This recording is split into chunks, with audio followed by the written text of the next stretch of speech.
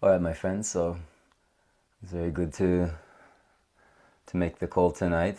Last time, like 10 days ago or 2 weeks ago, we had a power outage here in Guatemala, and we weren't able to do the call. And we just had a power outage about 30 minutes ago. There's this thing in Guatemala when it starts to rain, just a little bit, all of the power stops. Yeah, for whatever reason. So we've had a bit of thunder and some lightning and some light rain outside. Power went off, but it came back on. So let's see if it stays on. So 2 weeks ago we paused for the power outage. Then I went straight into a meditation retreat here at home. And then we jumped on a plane and we were in Texas last weekend. A really beautiful weekend. And we just got back home last night. So I had a big day of travel yesterday. A little under the weather from the airplane, but I feel pretty good. And Paula just walked in the door about an hour ago and she says, "You have a call tonight." I said, "Oh." So here we are. So thanks to Paula for letting us know that this was happening, in case you forgot as well. So I have no idea what we're doing this evening, but what is a good idea is that we just get present. Those guys who are walking, you can keep walking, I guess, that's fine. But the rest of us, let's just take a moment to be still a little bit. Just to let everything rest, let everything relax, let everything land.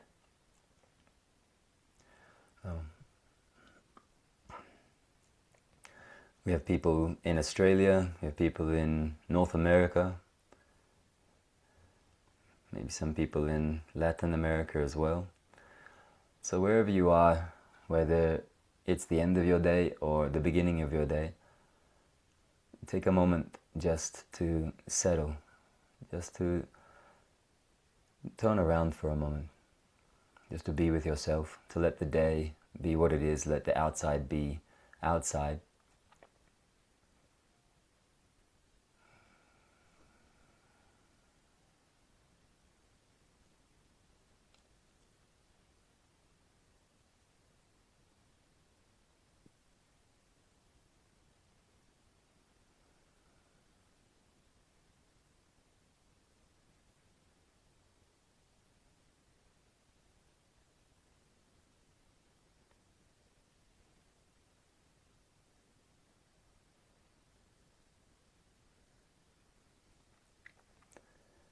I often describe it like this in the meditation retreat, that when we enter the temple or the meditation hall, just the way that we take off our shoes before we enter, we take off the shoes because they've walked all over the place and we don't want to bring in all of the things that they've walked on.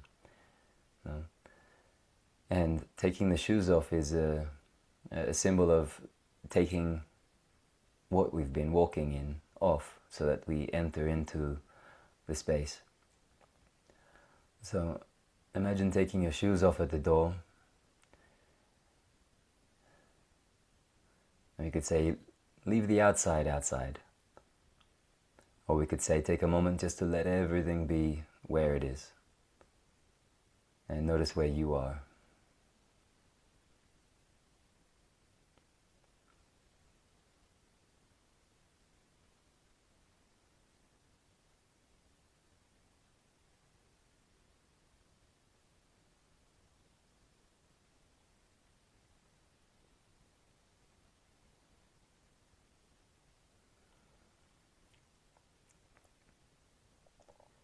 And sometimes when we settle and we notice where we are, there's subtle movements in the mind that look for something to land on, that look for something to hold on to, look for something to remember or something to look forward to. And that's fine. Let the mind do what it's doing. See if you can just Watch.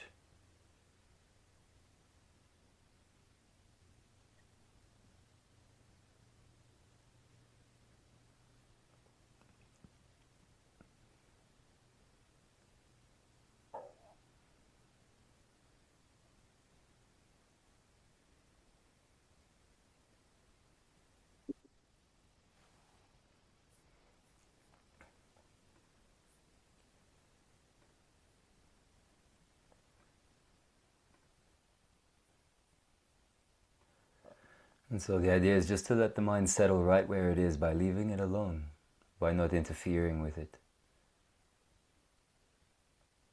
A good way to do that is through the body, and softening the eyes, softening the corners of the eyes, softening the back of the eyes, and letting the softness of the eyes be in the bone of the jaw, around the ears,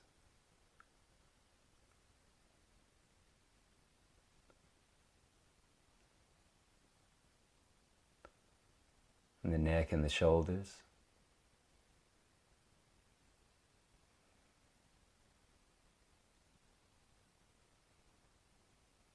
and the front of the body and the back of the body.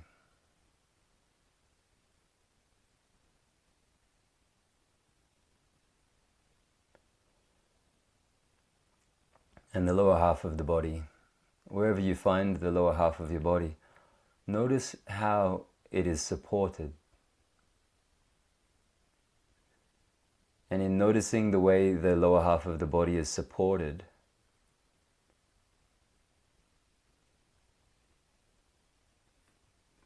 can you let your body be supported? Can you feel the support and let that support be there?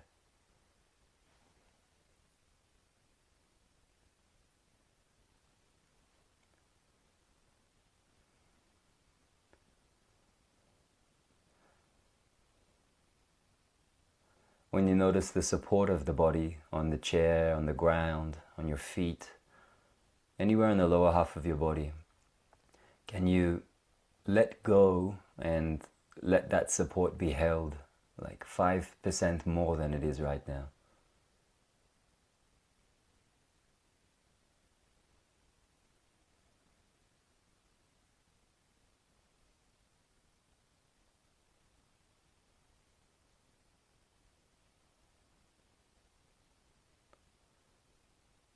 And in making contact with that support, can you let go and let it support you 10% more?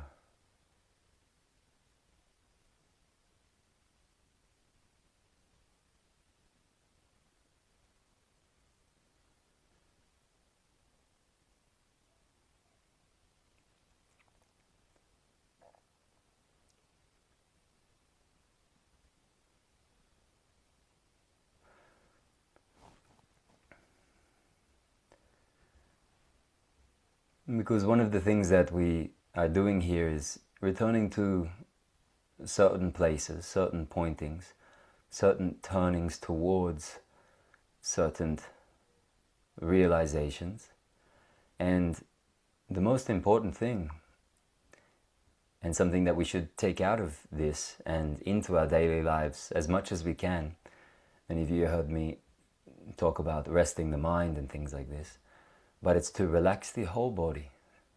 It's not always easy. But the more we put emphasis on it, the more we see the little ways in which it becomes contracted and tense in all sorts of circumstances. So here tonight, in this moment, can you let your body be relaxed and open? From the skin to the fascia to the very subtle attending to all of the sensations in the body. Can you let all of those sensations in the body be free?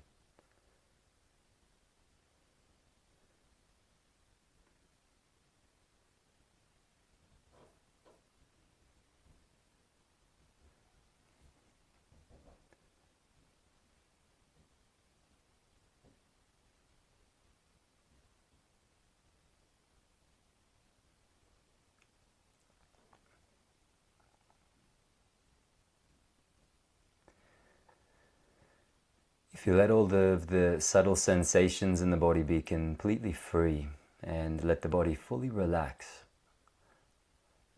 then we take that to the mind and see if the mind is following suit, this quality of a relaxed mind.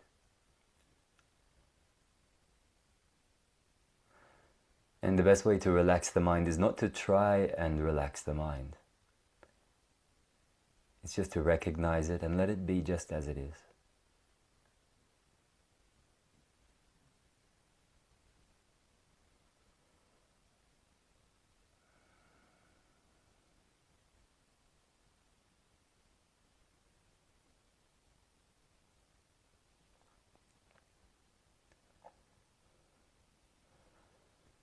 In this way, there's a quality of listening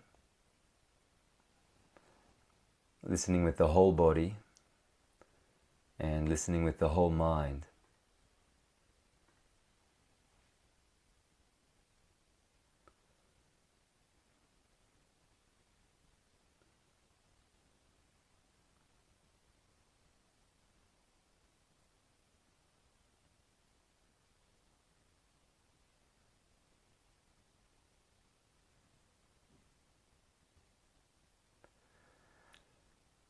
And there's a subtle little turn that I want to do here. The first is to give you the instruction to listen with your whole body and mind. Listen purely and completely and totally with your whole body and mind. Not to listen to anything, but to be in a quality of listening with the whole body and mind.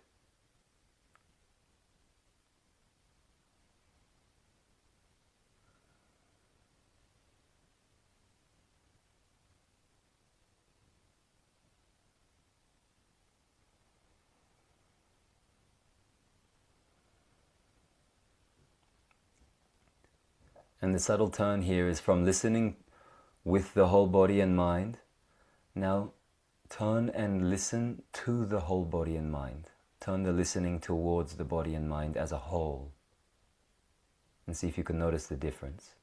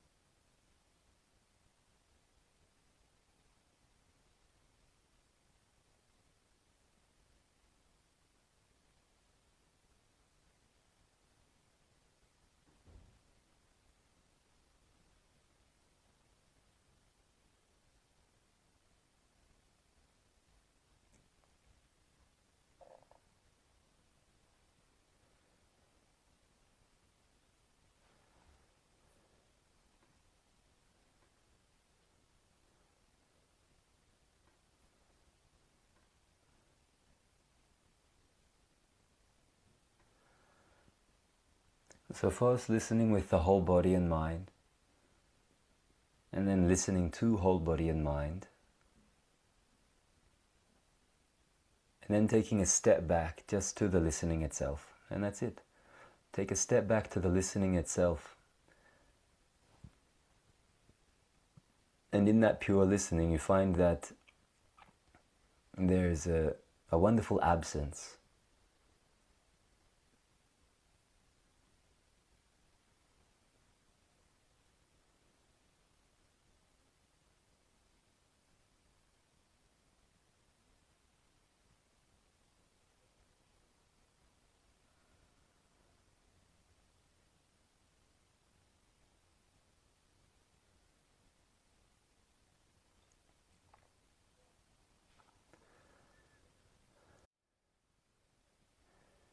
And so this aspect of listening, going through different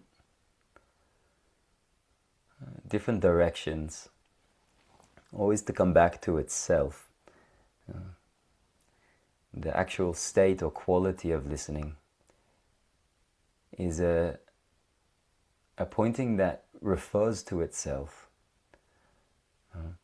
Next month I'm going to give a 3-week short meditative course, meditation course on what I call the yoga of deep listening.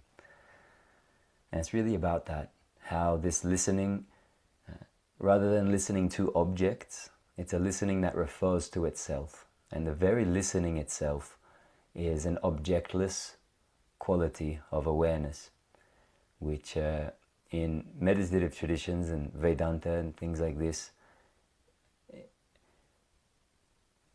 it can take a while to understand that. No? But I think through listening we can understand some things pretty quickly. So we just started with a little bit of listening. Things have changed in the last 20 minutes since we jumped on the call. And that's another good thing, just to take note of quality of mind. One way I take note of quality of mind is spaciousness. Spaciousness in the mind. Sometimes the mind doesn't feel so spacious. And then it's also wise to look at this quality of spaciousness also in the body. And that's something that is immediate. Sometimes many of us have had extraordinary experiences in our spiritual paths. And I was speaking with somebody just a couple of days ago, and who had just been through a very deep spiritual experience. And this experience that we can have that is beyond the beyond, that goes so far beyond all opposites. There's no light, there's no dark, there's no love, there's no hate. It's empty of all those things. It's so far beyond it, it's indescribable.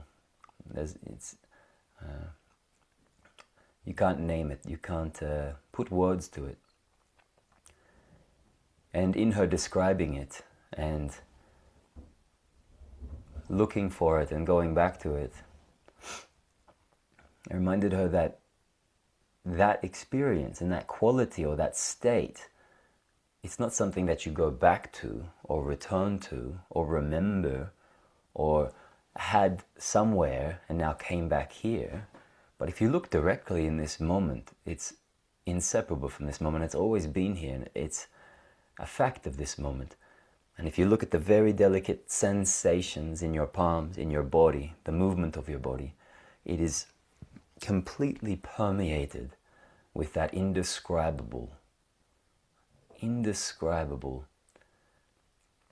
exquisite, astounding, astonishing thing that is beyond all words. And so you look at a sensation in your body as it's moving. You feel a sensation right there. There aren't enough words in the dictionary to really describe that, because all of the words, they just end up being words. But if you go right to that sensation right now, you just take your full attention into that sensation of the palm of your hands, the little tingling, pulsating sensations of life. And in that moment of attending to those little sensations, there is no thought. There's pure presence. And so in that sensation, when we go right there, the agitation of the mind disappears.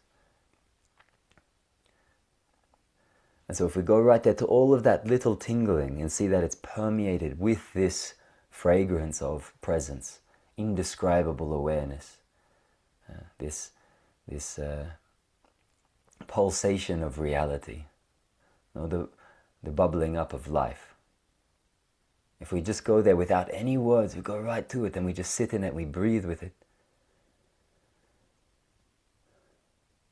It takes us to this threshold of the unknown. And that's the threshold that I really love to talk about often.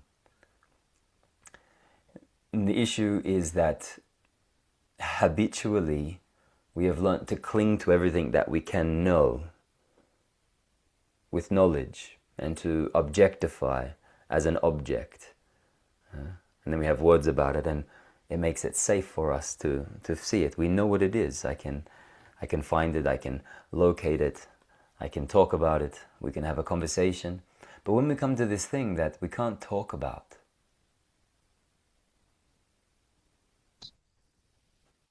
what do we do? What is that thing that the ears can't hear, that the eyes can't see, and yet it's all they've ever heard and all they've ever seen? You can sit with that one. And so a great doorway in, she said, this experience, and I just went and I left. And now I don't have any word for God, and I don't know who I'm praying to anymore, because I saw the permeating fragrance of this flower in that ocean, and all of the waves fell into it, and it was just a bright and shining darkness with no end in sight. And there was not even me to look at it anymore. So when I end and the concept of me ends and there's just that, and she said, what do I pray to now? What was that? And if there's no contrast to say I'm here and that's there, then things look very different. But what was important I was sharing to her is that it only looks different from here. But if you go there to that direct experience and the sensation of the palm of your hands in your whole body, from the toes to the temples, and then you look at your mind, and then you look at your looking, and you look at the looking, you look at the colors, you look at the fine details, you hear the fine particles of sound, you say, well, there it is. Everything is singing its name that can't be pronounced. Everything is a part of its form, which is formless. And so maybe you've had these experiences where you've gone not into visions, not into messages, not into elaboration, not into stories, not into the beautiful poetry of the spiritual path, but this thing where it's just end, game over, and there's nothing there. And you kind of... And now if we don't have a trained mind to look at that, if we haven't been walking somewhere along the way, being cautious with our steps, one after the other, putting our feet in the right places, wanting to be conscientious, wanting to have a strong foundation and a good sensibility to be a good person in this life, if we haven't tilled the soil much and we enter into that ground, it can feel like a terrifying void, because it pulls everything away.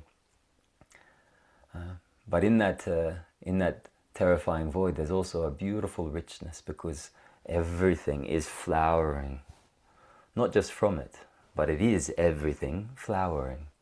Yeah. So in a nutshell, what I'm pointing to right now, you go to that sensation in your hands, pure presence, and you look at your mind. What's going on in it? Not much.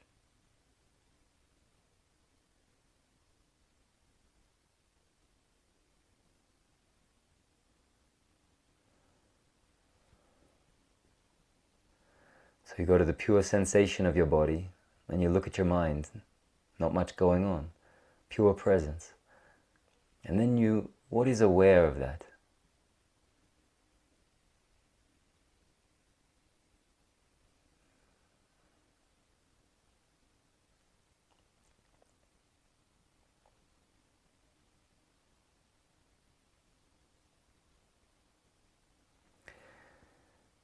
Now, in many of the traditions, they have different ways of describing this quality. And many of us, we can be quick to overlook it and say, well, that's beautiful, it's just not much going on there.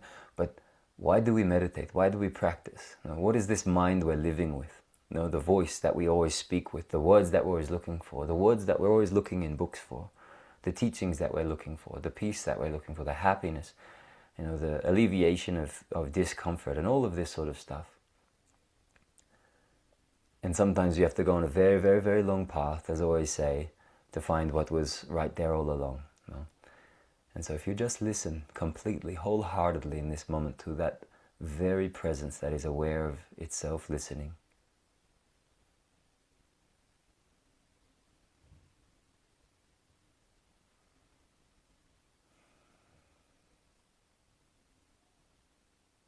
then where is the problem in that moment?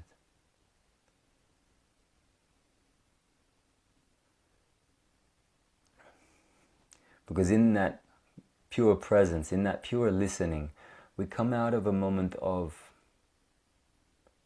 objectifying everything as external to us.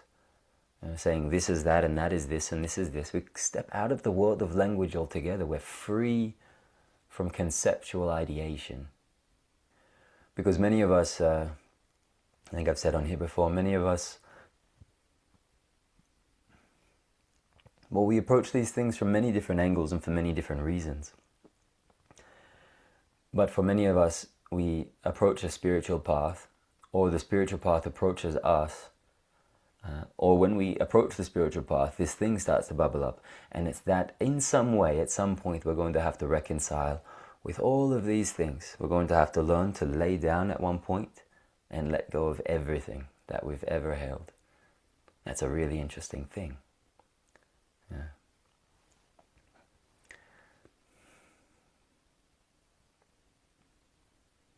And so when you bring your attention to the sensation, you listen completely to the whole body and mind.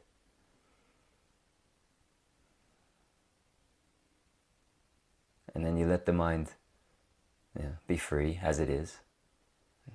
And then there's nowhere to land. It's like a bird without a branch.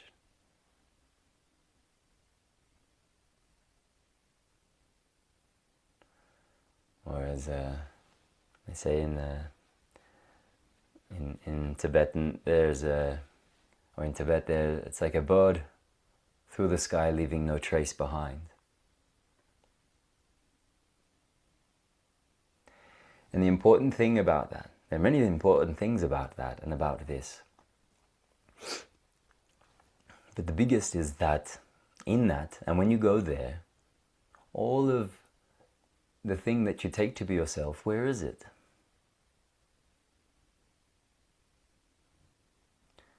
And the thing is, you can't find a person or the construct or the structure or scaffolding of a personal identity there. And the important thing there is that you go back there and you rest there enough that you see this indescribable, astonishing, exquisite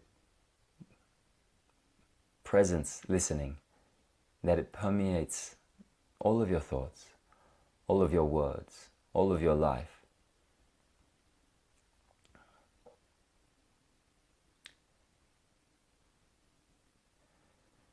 And perhaps if that's not found, what is permeated through our life is habitual mechanisms and learned responses, scripts, algorithms running.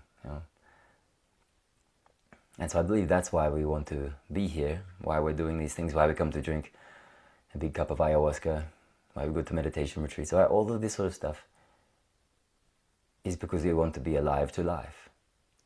We don't want to be on autopilot.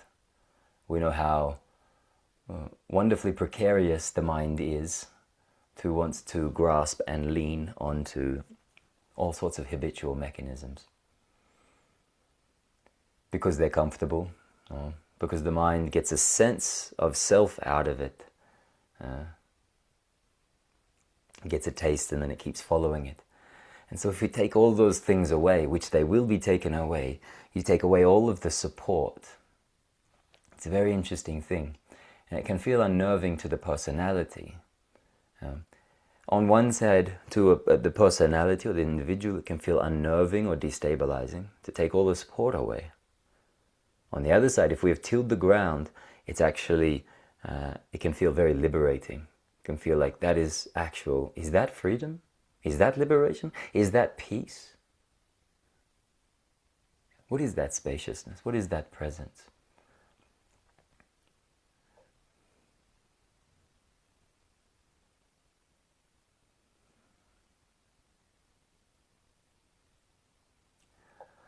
And so, my friends, that's a little introduction, I guess. And since I don't have anything to talk about, apparently, I just want to talk with you. If anyone wants to chat or ask about something, or push back on anything or anything like this, it's not like I have all of the answers, but the practice of dialogue and questions are a really wonderful way to go deeper and to uncover things. So we say dialogue is dialogos, you know, dia meaning to deify, to like God, and then the logos, the word. That through the word we come to the presence of God. Joe, how are you? Hey, doing well. Um, I have a question that's kind of it's related to the interfaith path. So I completed my first Vipassana with the Goenka teachings, and it's interesting to me to have such a profound experience with a tradition that doesn't believe in the self. And I'm curious how you reconcile different traditions that, like with Advaita, where there's like the unified self, and these experiences where there's really no concept of that. It's just the law of nature and Dhamma. Because like there's something there. I'm not sure if it's just a language game or not. Um, well, congratulations. I hope it was a fruitful endeavor. That particular style of vipassana can be rigorous, formidable. You know, and people you can gain a lot from Goenka. It's not everybody's preference. Some people love it. Some people have a very hard time with it. It can be a lot. It can open up a lot. You can realize a lot. And it can also be very dogmatic in the way that it's presented in that certain format. So the question is around this profound tradition that, and is it semantic?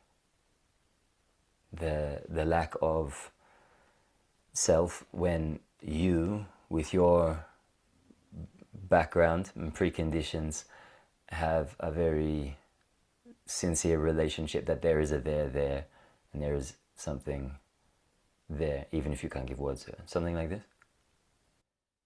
Yeah, like even this presence that we're talking about experiencing, like through sensation. Yeah, like So I do have some serious Buddhist practitioners on the call if they ever want to correct me or something like this. But the thing for me is I can only talk from my experience, no? I mean, I love to talk about different traditions and all of this, and to compare, you know, to make cross comparisons, you know, from one to the other, and find similarities and find common ground. I think it's so wonderful, because I think in this day and age, in the coming generations, there will be much more of a need for modes of looking that are inclusive of multiple positions and traditions and languages, more than there ever has been before in our lifetime, with globalization. So this kind of ability to look openly and objectively, but also an ability which I want to put forth, to be an insider rather than an outsider. No, it's like you have a background of traditions or religious practice that you know, and then you've gone out and studied some others, and you've had some real deep realizations coming from that, and then you step into another, and sometimes, you know, from certain personalities, where an outsider studying it and looking at it, and that can be really fruitful. You can learn a lot, but it's very hard to get direct knowledge or realization. You have to be an insider. You have to be able to be like a sponge in that and to listen very well. And so I think that's what you're doing. And being an insider, you found a conflict with some of your other languaging. So speaking from my direct experience, when I say speaking from my own direct experience is all I can do, it means, you know, for all of us, we have to be very honest. We can't say things that we don't know or that we heard. You know, you have to really ask, is it true? And the other thing about speaking from my experience is that it's not just, you know, what I've seen and done. It's not just like I learned this and I read this and I studied here. I said, no, you're speaking from that place of experiencing, that place that is before all places. And so we all have that. And here I am giving a lot of pointing and reference to indescribability. wordlessness, ineffability, and in a sense that it can be wise to theologize about the differences in the different flavors of spirituality, divinity, or God, or realization, or awakening, or enlightenment. But I think that that is all, in a way, secondary to one's direct experience. But they should come together, because sometimes in one's direct experience they can be led to believe half the picture.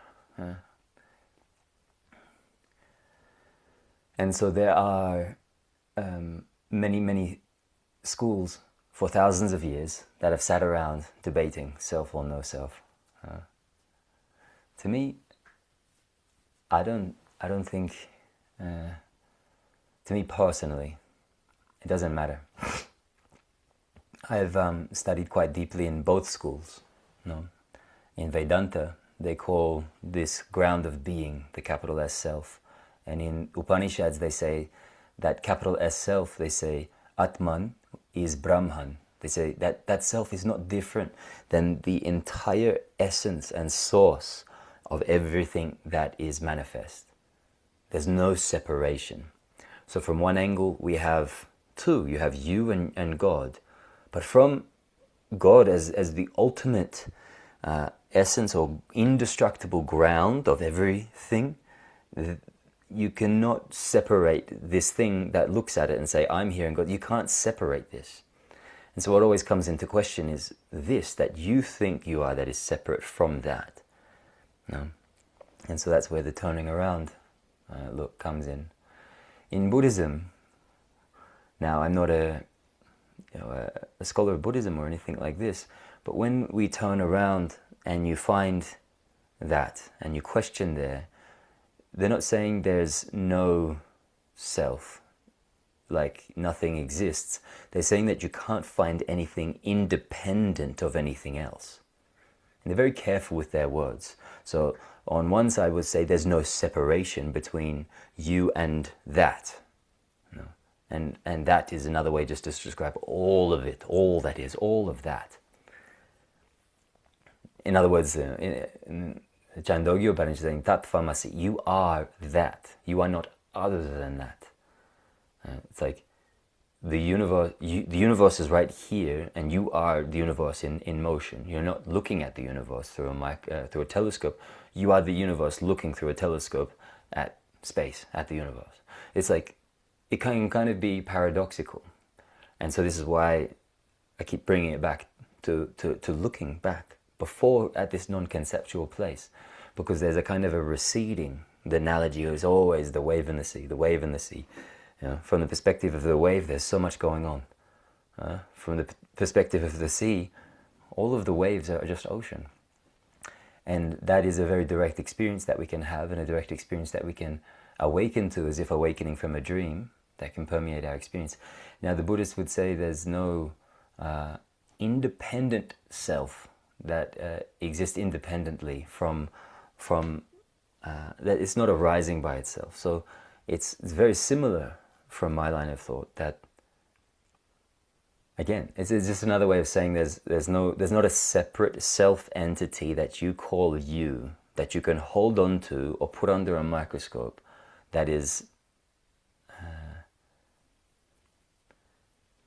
independent from anything else. It's tied to all of these causes and conditions of your parents, of your society, of the movement of clouds and rain, and the pull of the moon and the sea, of cosmic events that cause life on this planet. Like, all of this is tied together intimately, intricately, and you cannot have any one object that stands apart from it completely independent. So they say it's interdependent, or codependently, or interdependently co-arising together.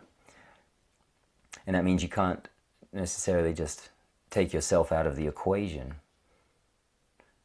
And so from the more Vedantic perspective, I say you look at yourself, as the beginning of the equation.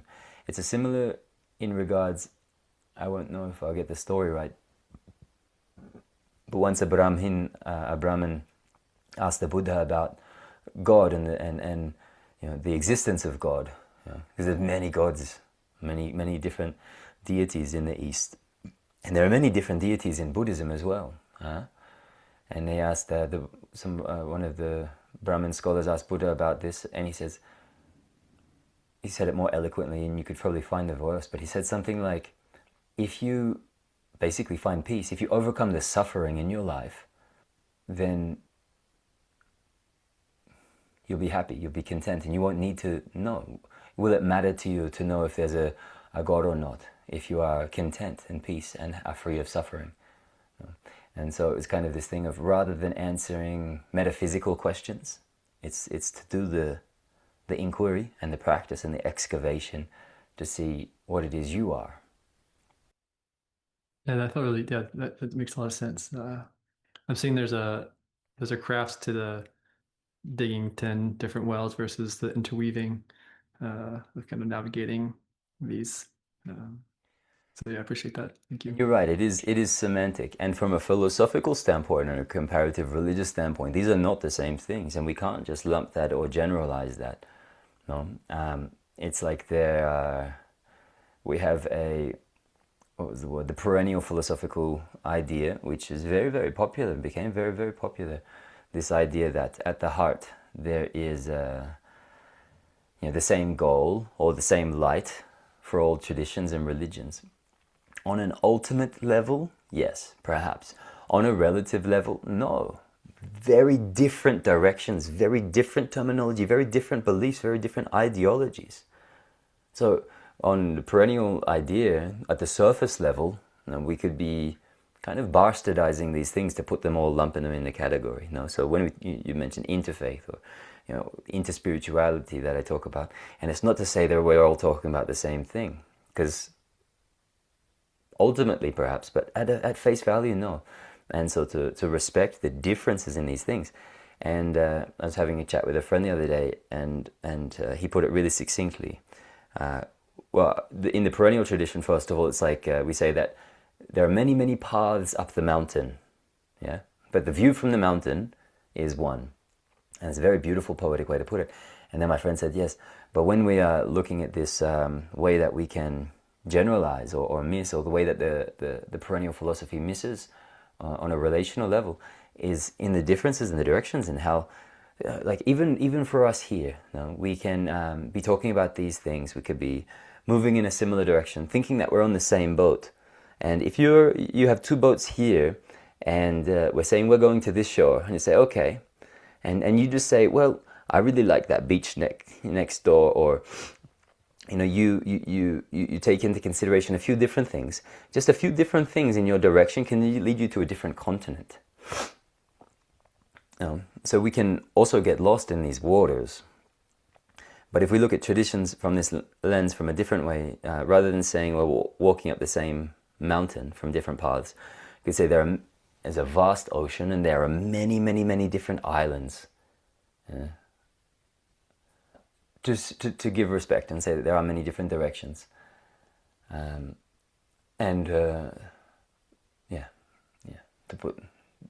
To understand that, to not try to lump everything in its same place. However, from my perspective, so there's that semantics, and from a philosophical perspective, we couldn't say that the self and the no-self are the same things. Technically, no. And there are also different sub-schools in each of those dharmic traditions from those regions. Like there are several subsets of philosophy schools in Buddhism that compare and analyze in very different ways. And they have very different outcomes in the way that they compare and analyze. And then in Vedanta, there are many, many sub-schools. Some are dualistic, some are non-dualistic. Just in the same way that we have like something like over 35,000 denominations of Christianity. Like we can't decide on what God is. No. And so this is why I say the most important thing is to go back and look at yourself, and look at what is looking. And if you find peace there and presence there, then we don't have to get caught in high, convoluted spiritual platitudes or philosophical ideation. And so on one side, it can be just semantics. We can put things in the right categories. We can study them academically. What I want to say is that when you dip your toes in that water, there's no telling them apart. And so my heart position is that of the poet or the mystic, which doesn't, it says, burn all the books, eventually, somehow. No, none of it's going to be used at the other side. And you got to get a taste of the water. And how do you get a taste of the water? You've got to go swimming. You got to find out if you can swim. You got to learn how to swim. You got to see if the water's cold or hot. And in that sense, you jump in the water and you forget, you jump in the water and you forget who you are, and all those things leave you. Then what is there to say if there's a self or not a self? So don't get too lost in defining or trying to reach for definitions. Know that when you're studying that, you're studying that. But know that when you're directly experiencing that, all of that goes out the window. I'm just going to read this comment here. Beautiful. So first, Caroline says, when her teacher was asked, does Tara, the feminine deity, the representation of Buddha, does Tara really exist? Like, because we get a lot of academic people that like, we're talking about some supernatural, spiritual forces in the universe. And if you're very rational, you're like, I want to study pragmatic Buddhism. I want to look at my mind. Now, I've got a lot of friends in Buddhist circles who are academics, studying neuroscience, who are philosophers, and it's very much like this. And we can have, non-sectarian Buddhism, where we take it of its cultural landscape. And you can do this with many traditions because there's so much fruit there. You can take it out of its cultural landscape. And what we see now in the Western world is that when we take it out of its cultural landscape, a lot of the cultural stuff is superstition. But then a lot of the cultural stuff is also there to protect you and to lay foundations on the ground, because you're walking a very serious path. And if you strip all that sort of stuff, you might fall and not know where you are because you didn't study the map well enough. So we have to kind of hold both in our modern age when we're going and looking into these beautiful traditions and receiving something wise. Not to quickly dismiss all of the cultural around it, because there is a very particular thing there. So her teacher was asked, does Tara really exist? Meaning, are there really supernatural forces? And her teacher said, she exists just as much as you do. That's a trick answer. My friend Caroline, she says, the difference between theism and non-theism, so the difference between religions that have a belief in God and the non-theistic traditions, which Buddhism falls into, meaning there is not a supernatural force governing like a king, basically. And there are many ways that we can define God as well. So there's is there something or is there nothing? And my friend Caroline, she says, the difference between theism and non-theism is not whether or not God exists. In non-theism or non-dual traditions, the question of God doesn't need to arise.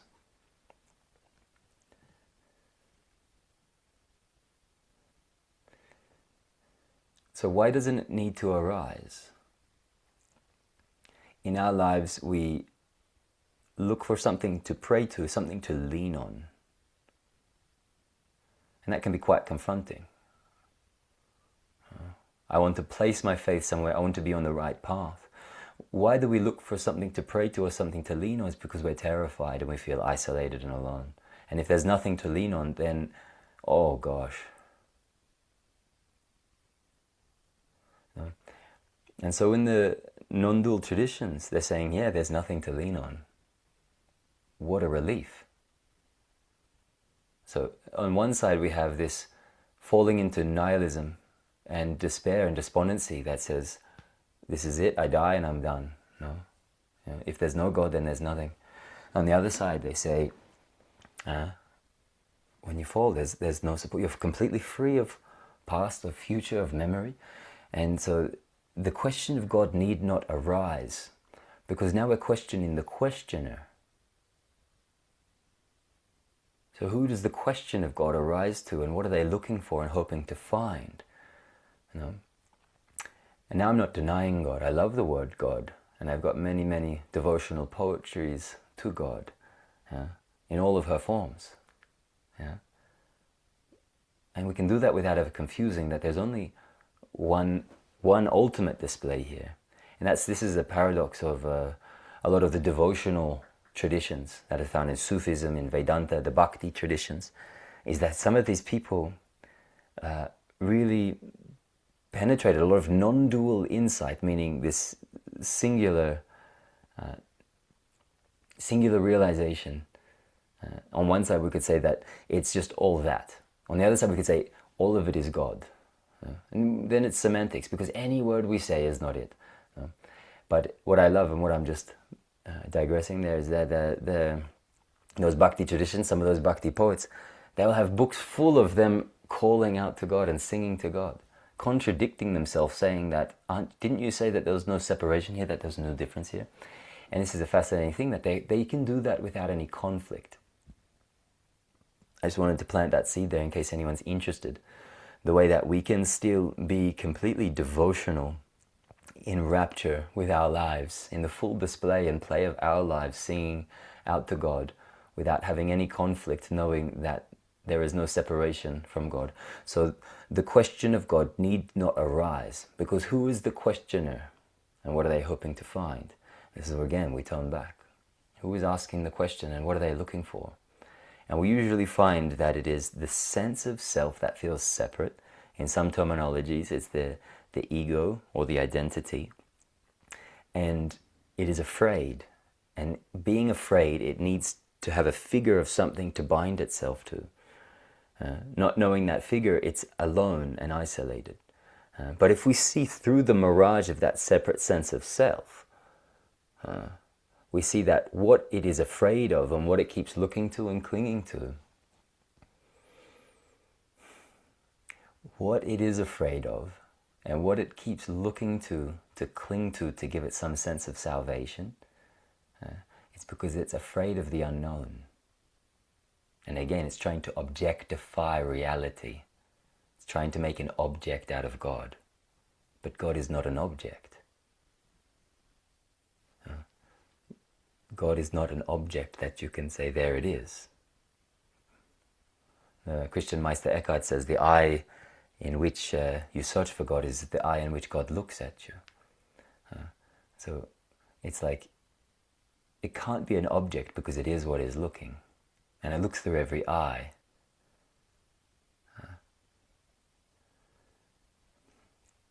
And so we have many definitions of God, and one of them is an objective God, where we say God is God, God is good, God is great, God is this, God is that.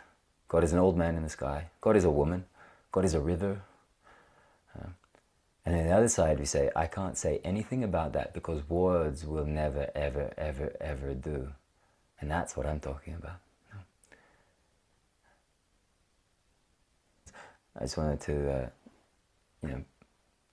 say, Carolyn, we have theistic non-dual traditions and non-theistic non-dual traditions. So I'm a big fan of the theistic non-dual traditions, Kashmir Shaivism. The world is Shiva. The recognition of that is Shiva. No? The interplay of the world is Shiva and Shakti. In Vedanta we say the world is Brahma. And there's no separation from you and Brahma.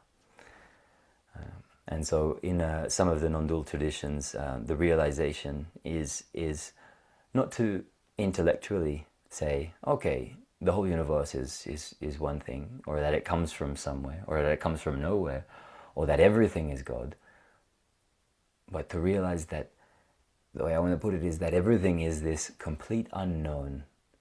And so what we started with in the beginning of the call, going to the sensation in the hands, listening completely, totally to the body and mind, in that place, that presence, what I say presence or listening, that is the unknown. In that moment, where is the nowhere? In that moment, we're unbound from the thing that wants to objectify everything, that wants to make an object out of God. We're unbound from that and free in the unknown that the separate self is so afraid of dipping its toes into. Does that make sense?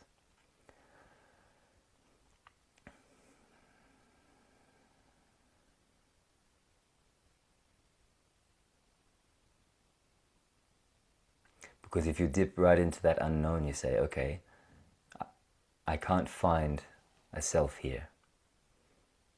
I find open space. And the I that finds, I can't find an I that finds. And in that not finding any I that finds, I say there's no independent self that anything is arising to. I say, okay, that is the proof of no self. Or I go into that complete presence of the unknown as the unknown, and there is only the unknown and there is no words to speak it. And I say that is the presence of it all. And I'll say that is God, or I'll say that is the self. And for me, I don't find a conflict there.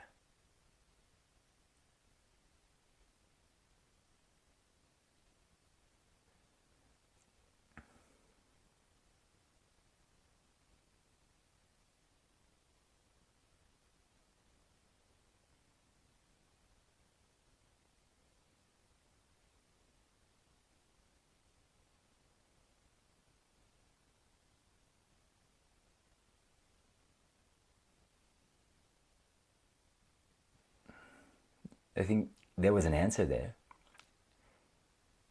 And it just occurred to me that Joel might also be talking about this me, this sense of me. I just said, for me, I don't find a conflict there. So he's saying there is an experience of a me. There's a sense of being who you are or what you are.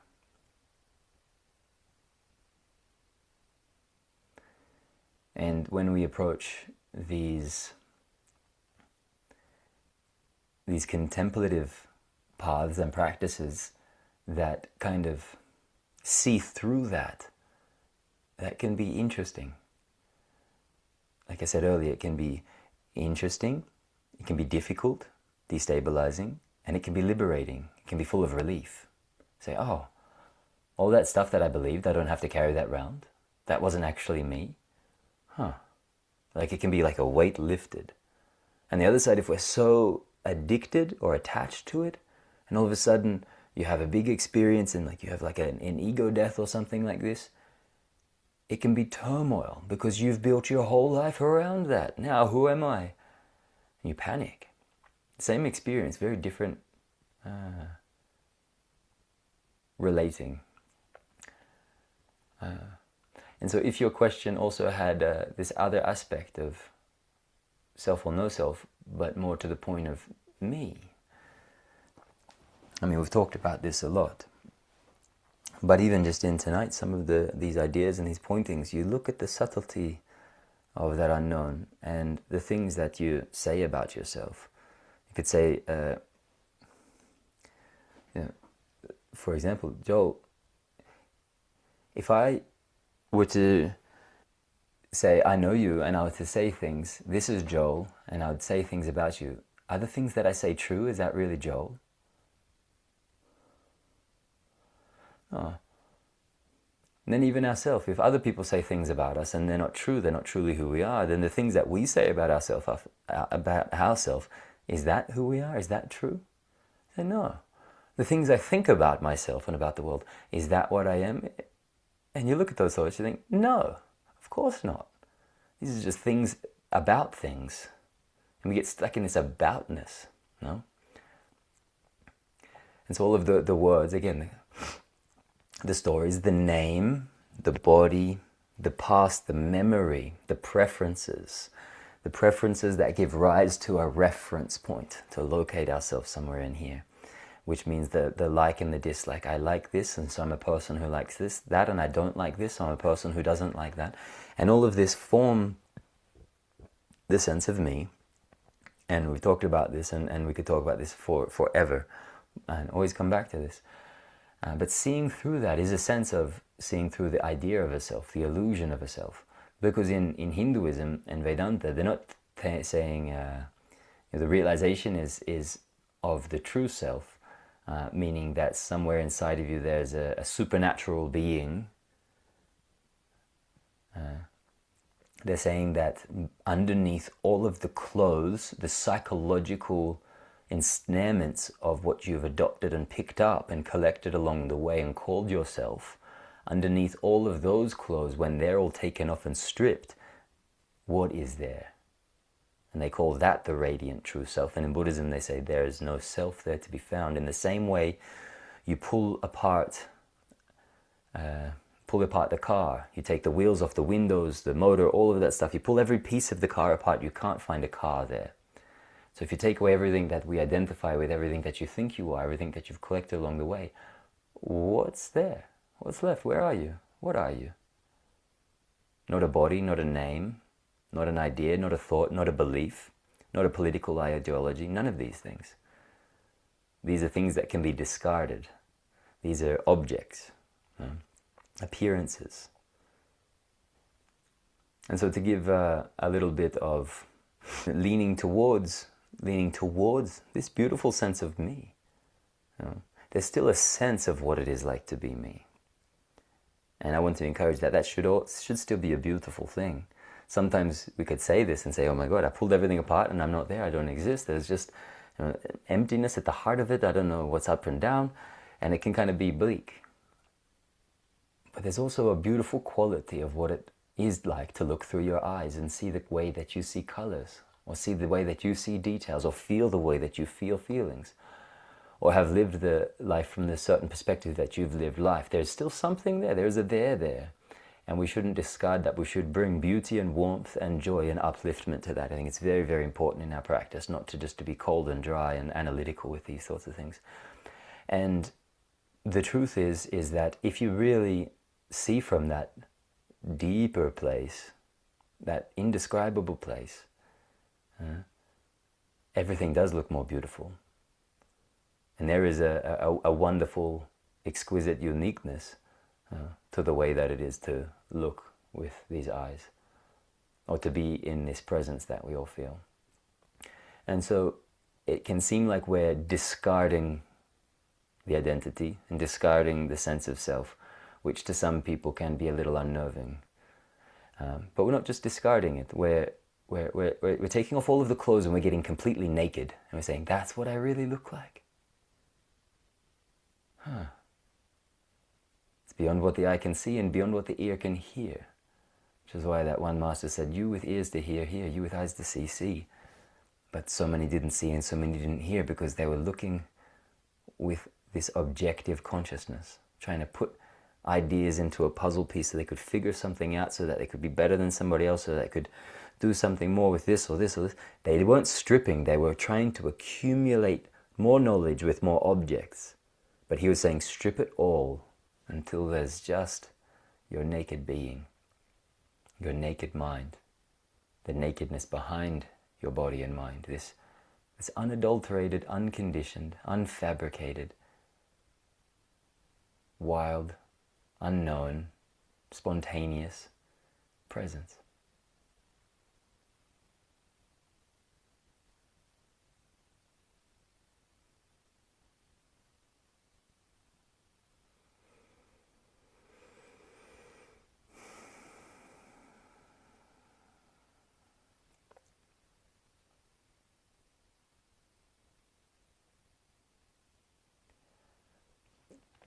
So my friends, I'm going to call it time for tonight, but let's just please, if you can, afford one more minute together, just to let it all be. Don't figure it out, don't put it anywhere, don't do anything with it. Just go back to this naked presence and just sit there, and don't complicate it.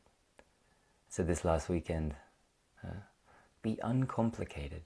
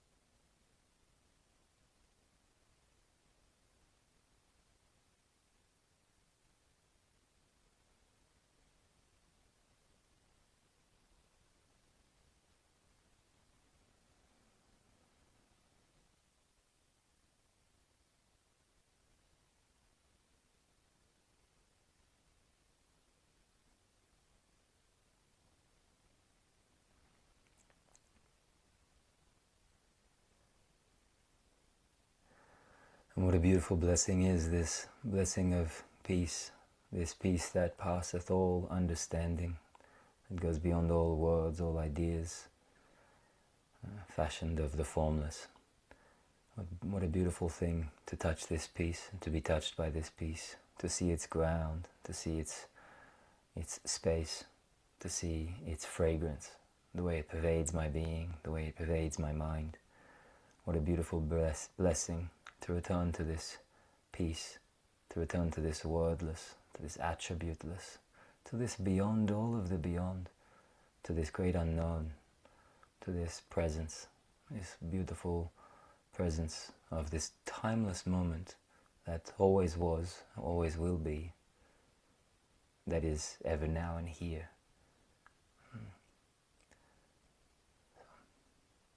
Thank you, my friends.